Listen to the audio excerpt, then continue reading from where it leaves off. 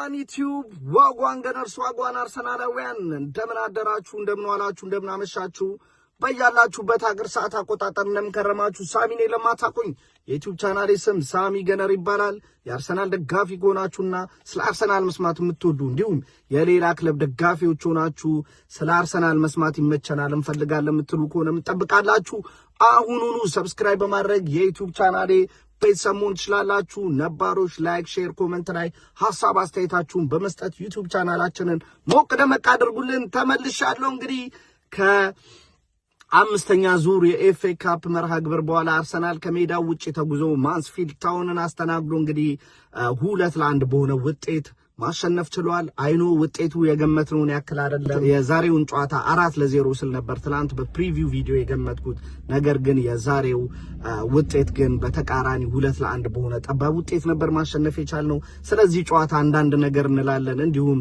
ቀጣይ ስለሚኖሩብን ጨዋታዎች ሐሳብ አስተያየት የምሰጥበት ቪዲዮ ነው እንግዲህ ቪዲዮን ሲጀምሩ ላይክ ያደረጋችሁ ጀምሩ የእናንተ ላይክ ማድረግ የዩቲዩብ አልጎሪዝም የኔ ቪዲዮ ብዙ ሰው ጋር ተደራሽ እንዲሆን ስለሚያግዘን ማለት ነው እንግዲህ አርሰናል ወደዚህ የኤፍኤ ካፕ መርሃ ግብር ጨዋታ ሲመጣ ከብራይተኑ የፕሪሚየር ሊግ ጨዋታ ላይ ከተጠቀማቸው ቤስት 11 ውስጥ ሁለቱን ብቻ ነበር ዛሬ መጠቀም የመረጠው 9 የተጫዋቾች ሮቴሽን ቅያሬ አድርጎ ነበር ወደዚህ ጨዋታ የመጣው ከብራይተኑ ጨዋታ ላይ ሞስኬራና ማርቲኔሊ ብቻ ነበሩ እዚህ ጨዋታ ላይ ነበሩት በእድሜዎቹ እጅግ በጣም ለጋ 16 ዓመት ተጫዋች ሁለት ተጫዋቾች ማክስ ዶመንን በመሃል ሜዳ ቦታ ላይና ሳልመንን ደግሞ የቀኝ ፉልባክ ቦታ ላይ ቀይረን ገብተናል ከሃቨርስ ሌላኛው የመሃል ተጫዋች ነበረ ጋቢ ጄሱስ ደግሞ የፊት 9 ቁጥር ቦታን ይዞ ሲጫወት ነበረ እንግዲህ 9 ተጫዋቾችን ለውጥ አድርገናል ኖኒ ማድዌክ የነበሩ ካላፊዮሪ ትሮሳርድ ዚም ጨዋታ ላይ የነበረው ሌላኛው ተጫዋች ነው ማለት ነው ስለዚህ ጨዋታ ለማንሳት ያክል አርሰናል እንግዲህ ጨዋታውን እውነት ለመናገር የግል አስተያየቴን ውጤቱ ስላነሰ ምናምን ብቻ አይደለም ነገር ግን ሊስን ኤፍኤ ካፕን እንግሊዛውያን በጣም የሚወዱት ኮምፒቲሽን ነው ባይወዱት ግን ይገርመኝ ነበር ምክንያቱም እጅግ በጣም እንግዲህ የእንግሊዝ ፉትቦል ሲደገፍ ሞር የአካባቢ ቲሞች ናቸው ወይ ከተማ ክለቦች ናቸው ስለዚህ ብዙዎቹ ከተማዎች ክለብ አላቸው ነገር ግን ሁሉንም የማወቅ ወይም ደግሞ ሁሉም እንደ ፕሪሚየር ሊግ ላይ የምንመለከታቸው ቲሞች እንግዲህ ትላልቅ ቲሞች ላይ ሆኑ ይችላሉ ኤፍኤ ካፕ መርሃ ግብር ግን ትናንሾቹንም የሶስተኛ የሊግ ግርጌ ላይ የሚገኙትን ቲሞች ራሱ ከትላልቅ የፕሪሚየር ሊግ ቲሞች ከአውሮፓ ሀያል የሚባሉ የእንግሊዝ ክለቦች ጋር በማገናኘት የሚታወቅ ኮምፒቲሽን ነው ኤፍኤ ካፕ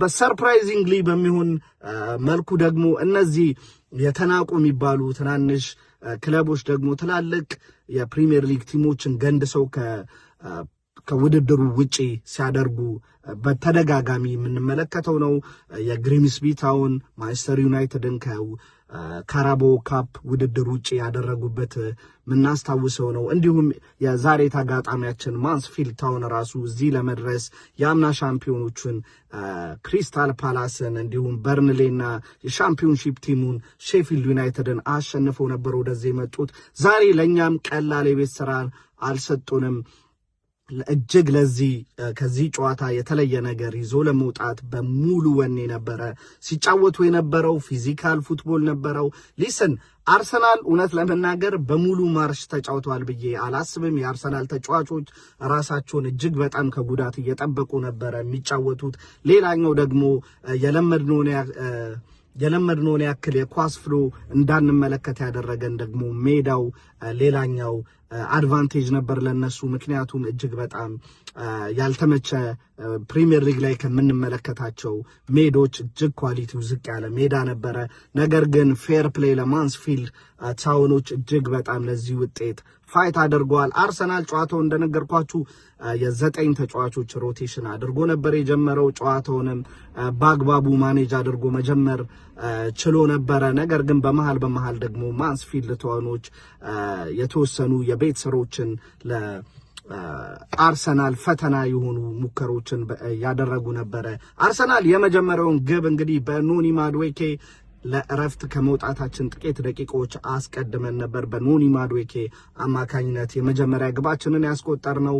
ጥሩ አጨራረስ ነበር። ከዚህ በፊት ዊሊያም ሳሊባ ቦርንማውዝ ላይ ያስቆጠራት አይነት ግብ የምትመስል አስገራሚ ጥሩ የምትባል ጎል ነበር ያስቆጠሩት። ከዛም በኋላ ግን እረፍት ወጣን። ከእረፍት እንደተመለስን ማንስፊልድ ታውኖች በ5 ደቂቃ ውስጥ የማንስፊልድ ታውኑ አሰልጣኝ ቀይሮ ያስገባው አጥቂ ሳልመን ወደ ኋላ ለሞስኬራ ፓስ ያደረገው ኳስ አጥሮ፣ ይሄም ሌላኛው የሜዳው ኢፌክት ይመስለኛል።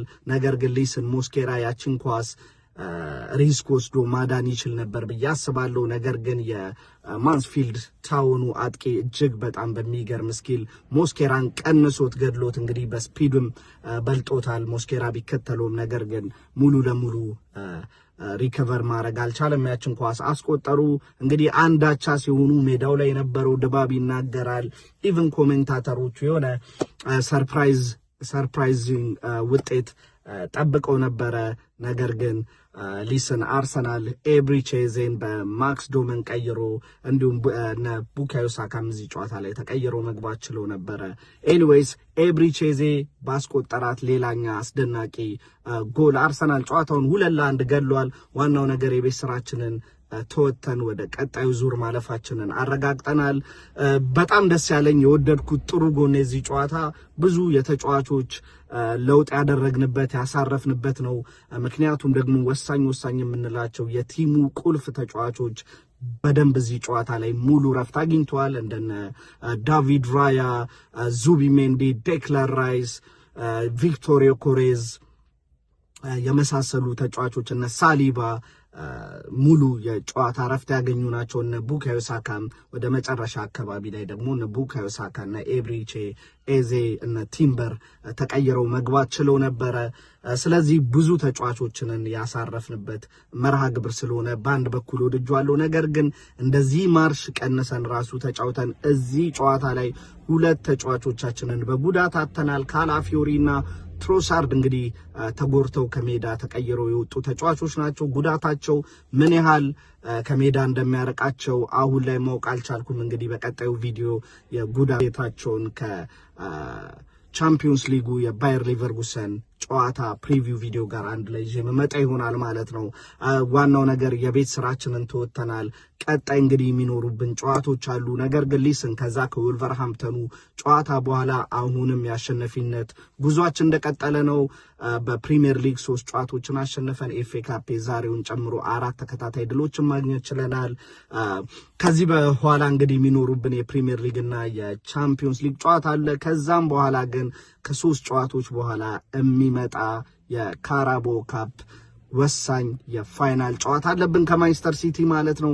ስለዚህ ጨዋታ የተወሰነ ነገር ማለት ፈልጋለሁ። እንግዲህ ከዛ ጨዋታ አስቀድሞ አርሰናል የሚመጡበት 3 ጨዋታና የማንቸስተር ሲቲ የሚያገኛቸው 3 ተጋጣሚዎችና ስለ ጨዋታው ለመዳሰስ ያክል አርሰናል እጅግ በጣም ፌቨራይት የሆነ ይመስለኛል። ምክንያቱም ከዛሬ የማንስፊልዱ ጨዋታ ድል በኋላ እንግዲህ ሮብ በቻምፒዮንስ ሊግ ባየር ሌቨርኩሰንን የሚያገኝና ጨዋታውን የሚያደርግ ይሆናል። ይሄ ጨዋታ ለባየር ሌቨርኩሰን ከአርሰናል ይልቅ ለባየር ሌቨርኩሰን ትልቅ ፈተና ነው የሚሆነው። ምክንያቱም አርሰናል እንግዲህ በቻምፒዮንስ ሊጉ 8 የሊግ ፌዙ ላይ 8 ጨዋታዎችን በማሸነፍ ነው ወደዚህ ስቴጅ ማለፍ የቻለው። ስለዚህ ጠንካራው ተጋጣሚ አርሰናል ነው። እሱ ብቻ ግን ሳይሆን በቡንደስሊጋ ደግሞ ከአርሰናል 2 የቻምፒዮንስ ሊግ ጨዋታዎች መካከል ላይ በቡንደስሊጋው ባየር ሙኒክን የሚያገኙበት ጨዋታ አለ። ስለዚህ ተከታትሎ የሚመጡ ከባድ 3 ጨዋታዎች አሉባቸው። እንግዲህ አርሰናል ሌቨርኩሰንን በቻምፒዮንስ ሊግ ሮብ ከገጠምን በኋላ ደግሞ በፕሪሚየር ሊግ ሌላ ጨዋታ ይኖርብናል ማለት ነው። ኤቨርተንን የምናስተናግድበት የሆም ጨዋታ አለ። እዛም ጨዋታ ላይ ጥሩ ውጤት ይዘን እንወጣለን ብዬ አስባለሁ። በመቀጠል ሌላኛው በሜዳችን የምናደርገው የደርሶ መልሱ ጨዋታ የቻምፒዮንስ ሊግ መርሃ ግብር አለ። ባየር ሌቨርኩሰንን ደግመን የምናገኘው ማለት ነው። ከዛም በኋላ ነው ከማንቸስተር ሲቲ ጋር የካራቦ ካፕ ፋይናል ጨዋታ የሚኖረን። የማንቸስተር ሲቲን ጨዋታ ግን ከተመለከተን ዛሬ ሁሉም በተመሳሳይ ሰዓት የሚገርመው ከምሽቱ 5 ሰዓት በኢትዮጵያ ሰዓት አቆጣጠር የሚደረጉ ጨዋታዎች ናቸው። ለምሳሌ ዛሬ ማንቸስተር ሲቲ በኤፍኤ ካፕ 5ኛ ዙር የሚያገኘው ተጋጣሚ የፕሪሚየር ሊጉ ሌላኛው ጠንካራ ቲም ኒውካስትልን በሴንት ጄምስ ፓርክ ነው። ታውቃላችሁ ሴንት ጄምስ ፓርክ ላይ ተጉዞ መጫወት እጅግ በጣም ከባድ እንደሆነ፣ ምክንያቱም የኒውካስትል ደጋፊዎች ፕሪሚየር ሊግ ላይ አሉ ከሚባሉ ሞቅ ያለ ድባብ ከምንመለከትባቸው ስቴዲየሞች መካከል አንዱ ስለሆነ ማለት ነው።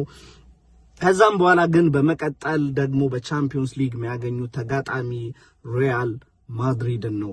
ሪያል ማድሪድና ባየር ሌቨርኩሰንን እንግዲህ ልናወዳድራቸው አንችልም። ስለዚህ ሌላኛው ይሄንም ጨዋታ ከሜዳቸው ውጪ ሳንቲያጎ ቤርናቡ ጋር ተጉዞ የሚያደርጉት ጨዋታ ነው። ስለዚህ እዚህም ጨዋታ ላይ ሌላ ከባድ የቤት ስራ ይጠብቃቸዋል። ከዛም በፕሪሚየር ሊግ ደግሞ ከሜዳቸው ውጪ ወጥተው ላለመውረድ እየታገሉ እየተፋየቱ ያሉትን ዌስትሃሞችን አሁንም ከሜዳ ውጪ አድርገው ሄደው የሚያደርጉት ጨዋታ ነው። ከሜዳቸው ውጪ ሄደው ማድረጋቸው ዌስትሃም ደግሞ ለወራጅ ቀጠና ላለመውረድ የሚያደርገው ፋይት ብቻ ሳይሆን አርሰናል ቀድሞት የሚጫወተው ጨዋታ ስላለና ኤቨርተንን ካሸነፈ የነጥብ ልዩነቱ ወደ 10 ሰፍቶ የሚያደርጉት ጨዋታ ስለሆነ ፕሬሸር ዋይዝም እጅግ በጣም ቀላል የሚባል ጨዋታ አይደለም። ነገር ግን በዛ ብቻ ያበቃም። ከዛም የደርሶ መልሱ ጨዋታ በሜዳቸው የቻምፒዮንስ ሊግ ማንቸስተር ሲቲን የሚያስተናግዱበት ጨዋታ አለ ማለት ነው። ምን ያህል እርግጠኞች ነን ማንቸስተር ሲቲ የመጀመሪያው ጨዋታ ላይ አስተማማኝ ድል እንደሚያገኝ በሳንቲያጎ ቤርናቦ።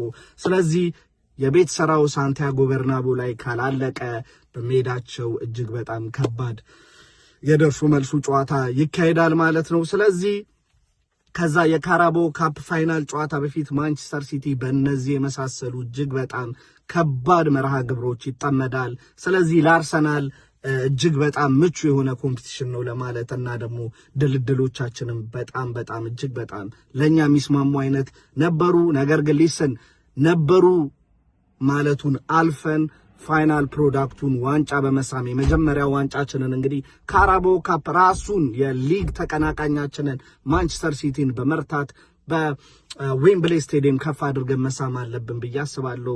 ማንቸስተር ሲቲ እንግዲህ የኖቲንግሃም ፎረስት በሜዳው ኖቲንግሃም ፎረስትን አስተናግዶ 2-2 የተጠናቀቁ ጨዋታ በኋላ እንግዲህ እነዚህን ከባድ ጨዋታዎች በፕሬሸር ውስጥ ሆኖ ያስተናግዳል። የመጀመሪያው የቤት ስራ ግን ዛሬ በሴንት ጄምስ ፓርክ ኒውካስትል ላይ ምን ማድረግ ይችላል የሚለው ነው። ሊስን ኒውካስትል የካፕ ጨዋታ ነው። ሌላኛው ዋንጫ ሊያገኙበት ከአመት በፊት እንግዲህ ካራቦ ካፕን እንዳነሱ እናስታውሳለን። ስለዚህ ሌላ ካፕ የሚያነሱበት አጋጣሚ ስለሆነ እዚህ ጨዋታ ላይ ይቀልዳሉ ብዬ አላስብም። ከባድ ተጋጣሚ ለማንቸስተር ሲቲ ይሆናሉ ብዬ አስባለሁ። እንግዲህ ይሄን ይመስላሉ። ዲስ ሲዝን ጥሩ ነገር በእኛ በአርሰናል ቤት ውስጥ እየታየ ይገኛል። ነገር ግን ዋናው ነገር ዋንጫውን ከፍ አድርጎ መሳም ነው። ለዛሬ የነበረን ርዕሴን ይመስላል። ከተመቻችሁ ላይክ አድርጉ፣ ካልተመቻችሁም ላይክ አድርጋችሁ ይሄ ቢስተካከል የምትሉትን ነገር ኮመንት ሴክሽን ላይ አሳውቁኝ። ለዛሬ የነበረን ርዕሴን ይመስላል። አም አውት ፒስ ካም ኦን ዩ ገነርስ።